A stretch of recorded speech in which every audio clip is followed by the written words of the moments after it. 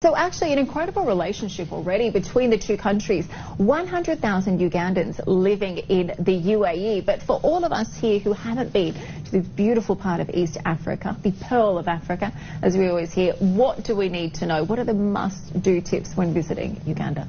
So the first thing is the expectations when visiting Uganda. When people go out of the UAE or other parts of the world, the weather plays a very important role in deciding which place you're going to go to next. Uganda is blessed with tropical climate, which has, well, the temperatures between 25 and 29 degrees year-long. It's the best place in the world to be year-long. Also, they have, like you mentioned, the Lake Victoria, the second largest lake. It also is the source of the Nile, so there's a lot of attractions around that.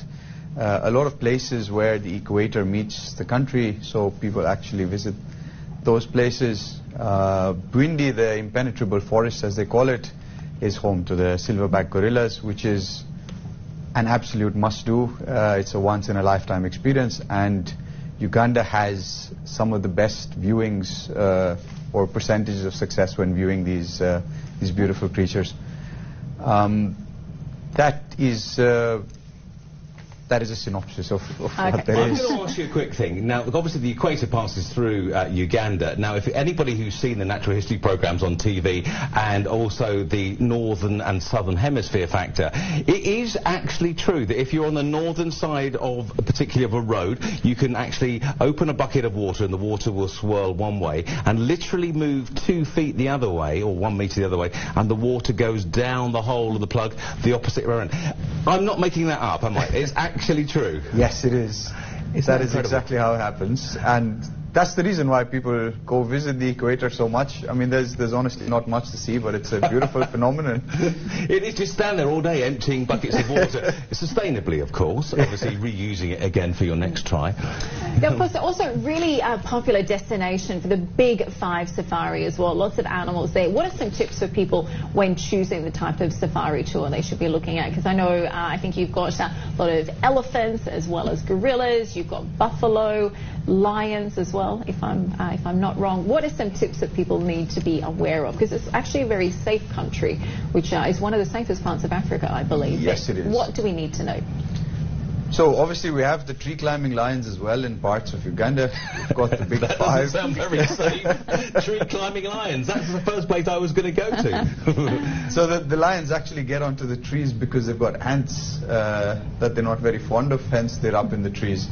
We've got a lot of hippo, rhinos, elephants, yes, giraffes. The Big Five is there in plenty. I mean, so there's multiple different parks that you can pick from. Obviously, from the city center, the duration that it takes to get to these parks is one of the things that people consider when they're taking a holiday there. How long does it normally take? So the shortest distance would be about 2.5 hours from the airport.